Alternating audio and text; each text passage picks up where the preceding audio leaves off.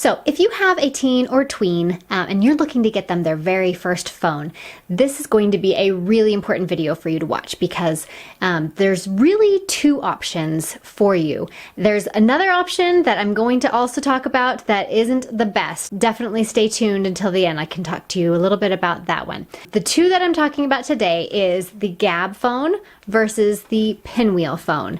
And I've tried them both out so I know exactly what each of them can do, what each of them can't do, and I'll break it all down. Don't forget to like this video, subscribe if you want more content like this, helping you understand and manage the technology in your home. I release videos every Thursday, so definitely subscribe so that you can make sure you can have all of the information that you need to manage that technology in your home. Hello friends, I'm Sarah Kimmel, your friendly neighborhood tech expert. I've been an IT manager for over 19 years, supporting hundreds of small to medium-sized businesses. I'm also a mom to a tween and teen with over 50 connected devices in my home. I break down the tech talk to help you understand and manage the technology in your home. You can find me helping families with tech problems on TV news, podcasts, Instagram, Facebook, and my website, FamilyTechZone.com. Let's dig right into Gabb versus Pinwheel. I'm going to talk about the Gabb first. So Gabb is a very basic phone. It has calling and texting only. So the Gabb is kind of promoted as the phone that you really don't need parental controls on, but I'll get into that in just a little bit. But the big draw to the Gabb is that it has no social media, has no internet. It really can only do calling and texting. And this is the phone. It looks just like a regular smartphone. It's obviously built on Android in the back end, but it really only has access to these very, very, very limited apps. So apps being messaging, contacts, calendar, camera, etc. So that's everything on the Gabb phone. Now let's talk about the Pinwheel phone. Pinwheel is a little different. It's also a basic feature phone, but what Pinwheel has over Gabb is that it has the ability to monitor and control the device. So why this is important is with the Gabb phone, your child could delete text messages before they got home. You only have a window into the Gabb if you physically take the phone and look at it. So that's one big downside I see with the Gabb phone. It again, you can only call and text, but there's a lot of things you can do with calling and texting. If they delete messages, you'll never see them. It doesn't have any controls to shut it down at night, so your child could be texting all hours of night. And one of the big things that I really like about parental controls is that I can shut it down at night so that I can make sure my child is getting the sleep that they so desperately need. I think a big problem these days is that teens are not getting enough sleep. So that's a big thing with Gabb, is that there is no monitoring or control over this device. Yes, it can only text and call, and it can take pictures, and it has a little bit of radio access. You can download some music to it, but other than that, there's no web browser or anything like that. But what I don't like is that they could delete text messages, they could be doing inappropriate things. There is also no way to block different phone numbers from messaging the phone. So if they give their phone number to a stranger, you can't block that. It also will get spam messages. Because I know all of us get these text messages that are, complete spam. And so if they get those messages, there's no way that those are going to be blocked. So there could be something inappropriate texted to them through no fault of their own, just it's a spam message, and you would have no way to block those unknown callers on the Gabb. So with Pinwheel, you do get a whole lot more access to all of those things. So I will go through the web portal for Pinwheel in just a minute, but I want to go through just the phone itself. Again, you can kind of change the background. It's going to have access to very curated apps. So since it is based on Android, there is a lot of apps in the Google Play Store that you can install on this device that are safe. Pinwheel has gone through, made sure these apps are safe for your kids, but you can still turn them on and off through the web portal. Or you can set different time frames when those applications will be available.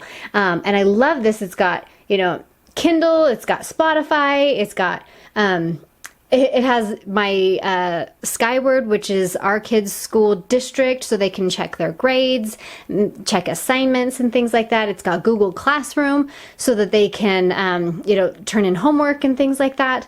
It has a lot of applications that are really important for kids to have access to. What it doesn't have is any social media apps, so you can turn some of those on as they get older. But you have very, very high control, a high level of control for all of these applications.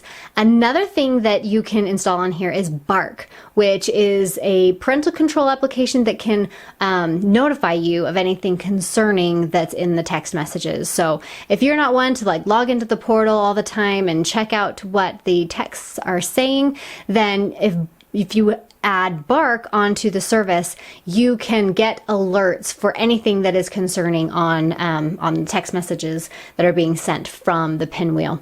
Another thing I really like about the Pinwheel is it's got this timeline, so it'll have, as you set different time frames, so I have these applications that are only available during educational time, and I have these applications that are only available at bedtime, because bedtime, I don't want to shut down the internet completely because my kids listen to music as they fall asleep. So if your kids are the same, you can have Spotify Kids available just during bedtime hours. So there's a lot that you can set on this timeline, and it'll give them this today's timeline.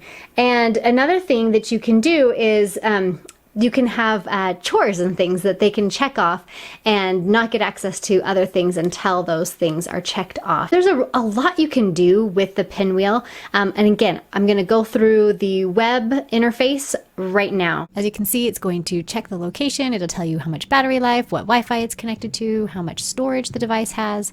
And then here is where we can get into all of the different modes and time frames you can set up.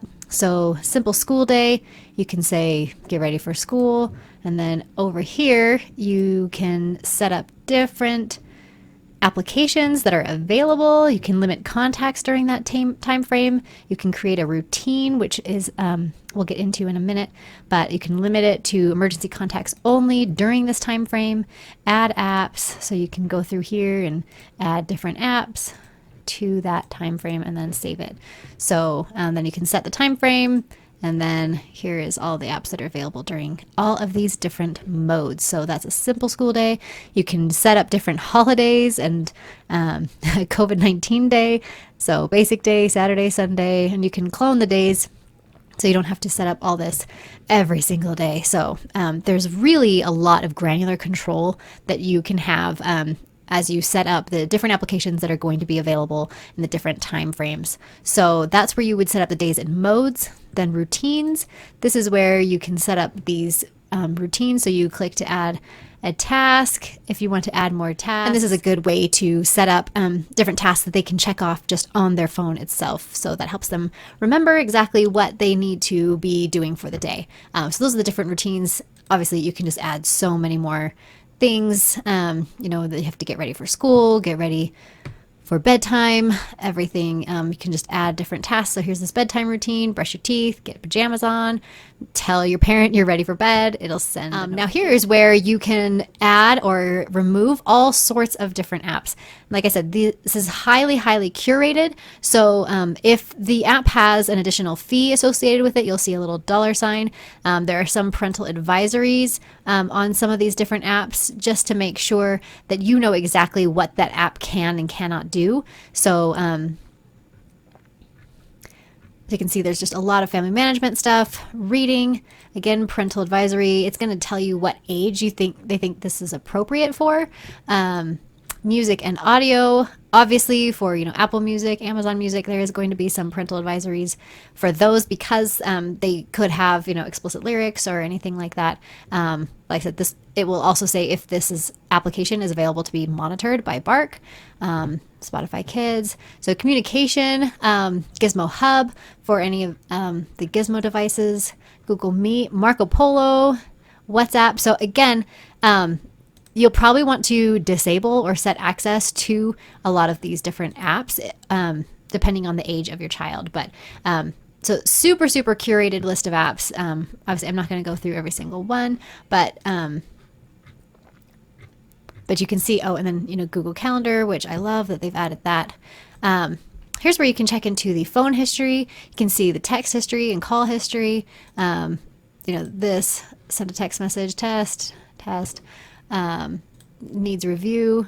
So these text messages tried to go to the phone, but they did not go through to the phone. So I can review it, and then after I review it, I can approve it or reject it based on what I see. So it's not going to get through to the phone until I manually approve it. And then here's where the contacts will be approved, rejected, pending. You can add the contacts right here and create different groups so that the contacts can be grouped specifically. And then just any status updates about the Pinwheel system itself, like any issues or anything that it's having. So that is the caregiver portal for Pinwheel. Again, you can set up some group texting. Obviously, this is not my son's phone number. I just wanted to show you basic things that the Pinwheel portal can do. Okay, so now that you've seen the web interface, you can see there is no web interface for Gabb. Again, it's very, very, very simple, very limited. And then Pinwheel obviously has a whole lot more options. And so if your kid is ready for, a little bit more freedom, but you have actually a lot more control over that freedom. My choice is definitely Pinwheel, but let's break down cost and service as well. So the cost for the Gabb, just the phone itself, is $100.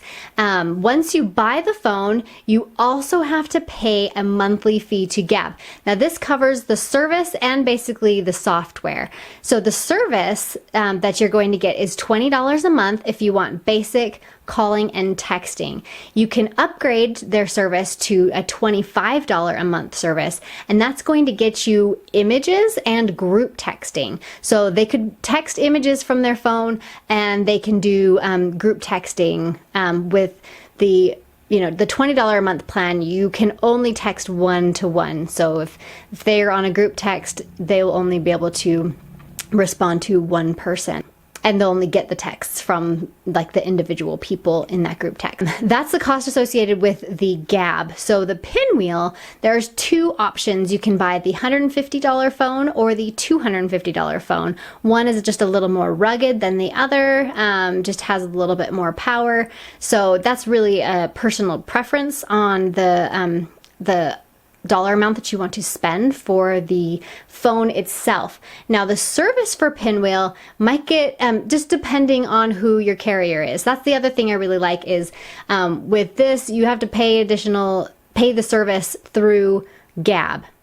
It runs, I believe, on a Sprint backbone, but the service itself is provided by Gabb itself.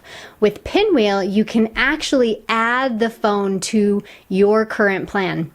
So if you already have a family plan through, say, Verizon or T-Mobile, you can just add this as an additional phone number on that plan, so you can manage that through that plan, which I really like because sometimes it's just only $5 a month to add an additional phone. At least through Verizon, it's $5 a month. But you do have to pay a $15 a month fee to Pinwheel for the parent portal and, basically the software that is managing the device. A lot of people are kind of, about the $15 fee to Pinwheel. But when you think about different parental control applications that you might purchase, you would be spending about that anyway in parental control software. So, the parental control software is built in. It's very difficult for a child to get around it. And so that's why it's $15 a month, but you do get a lot for that $15 a month. So With Pinwheel, you can add it, like I said, to Verizon, T-Mobile, Mint. They say AT&T is supposed to work, but they have a lot of customers that have been having problems getting it to work. But there's a lot of other carriers that can add the Pinwheel as a device on your current plan already. With Gabb, like I said, it's its own service. With Pinwheel, Sprint does not work. Even after the merger, T-Mobile does work, but Sprint does not. So definitely keep that in mind. So that's kind of the breakdown. I promised one other thing that you might be considering that I'm going to dissuade you from, and that is a flip phone. A lot of people are like, oh my goodness, flip phones for life here in our house. But a flip phone is actually probably one of the worst things you can buy for your child. It has an internet browser. There are no parental control features or apps that you can use on a flip phone. So it is as unprotected as the Gabb. However, they can still do data, so they can go to YouTube on the browser, they can go to TikTok on the browser, all on this flip phone. So, and then the same issues I have with Gabb is if they delete any texts while they're away, you'd never know about it. If they, anything they're looking at, they can do it all hours of the night, So if you say, well, that's okay, I take these devices at night and I put them away, don't kid yourself that your kid isn't getting it while you are sleeping. Unless you've locked it away in a safe, then I guarantee some kids will just go into your room, especially if you're a heavy sleeper, and take those devices back, or especially if they're in the kitchen. All of our devices charge in the kitchen at night. Okay, well, when you're asleep, your kid can easily go and take the device back and be on it for all hours of the night. So that's my breakdown for Pinwheel versus Gabb. I think it's fairly clear which I would choose. I definitely pick Pinwheel. I really like the fact that I can monitor and control it. With Gabb, I can't get over the fact that I can't monitor and control anything that goes on that device. So Pinwheel is my choice. If you like this video, definitely hit the like button, subscribe to my channel, and then you can go ahead and hit that notification bell so that you can be notified every Thursday when I upload a new video. Also, don't forget to hit me up on Instagram. My DMs are completely open on Instagram, so feel free to message me any questions that you have. I have a lot of shortened tips on Instagram, so definitely follow me at Family Tech on all social platforms, but Instagram is where you're going to be able to communicate with me directly because I check those DMs the most. So we'll see you next Thursday.